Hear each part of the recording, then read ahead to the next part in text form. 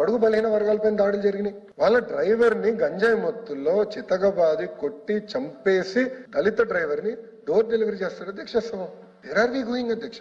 ఇంతేకాదు అధ్యక్ష, ఇంకా డాక్టర్ సుధాకర్ గారు నర్సీపట్నంలో ఏకంగా PPA కిట్లు అడిగినందుకు అతన్ని పిచ్చోడు చేశారు, మాస్క్ అడిగారు అధ్యక్ష. ఇంకో పక్కన అమర్నాథ్ గౌడ్ అధ్యక్ష ఊర్లో వాళ్ళ అక్కని అక్కడున్న కుర్రోలు వేధిస్తున్నారని పెద్దలకి వెళ్ళి కంప్లైంట్ చేసినందుకు అధ్యక్ష అతని నోట్బుక్ లో ఉన్న కాగితాలు చింపి అతని నోట్లో కుక్కేసి పెట్రోల్ పోసి తగలబెట్టి చంపేశారు అధ్యక్ష అమర్నాథ్ గౌడ్ ని. అన్ని మర్చిపోయారా సభ్యులు? వరప్రసాద్ అనే వ్యక్తి అతను ఏకంగా ఇసుక గురించి మాట్లాడినందుకు పోలీస్ స్టేషన్ లో గుండు కొట్టారు. ఇంకా పొంగనూరులో వచ్చేసి ఏకంగా ఓం ప్రతాప్ అన్న కుర్రోడు కల్తీ మద్యం గురించి మాట్లాడినందుకు రాత్రి చంపేశారు. ఇంకో పక్కన సొంత బాబాయ్ని ఎలా చంపేశారో మీ అందరూ తెలిసిన విషయం అధ్యక్ష, దాని జోలికి వెళ్ళట్లేదు. ఇంకా నంద్యాల అధ్యక్ష అబ్దుల్ సలాం ఏం తప్పు చేయాల, అక్కడ వైకాపా నాయకులు అతను దొంగ దొంగ దొంగ దొంగ అని చెప్పి వేధించి ఇంకా సమాజంలో నేను తలెత్తుకుని తిరగలేను, నేను నా కుటుంబ సభ్యులు అందరు కలిసి గట్టిగా విషం తాగి చనిపోతున్నాము అని చెప్పి చనిపోయాడు అధ్యక్ష. చనిపోయిన 5-6 రోజుల తర్వాత వీడియో బయటకు వచ్చింది అధ్యక్ష. ఇస్లాంలో ఆత్మహత్య చేసుకుంటాం అనేది మహాపాపం. అలాంటిది అబ్దుల్ సలాం చేసుకున్నాడు అంటే ఎంత బాధపడి ఉంటాడు, ఎన్ని వేధింపులు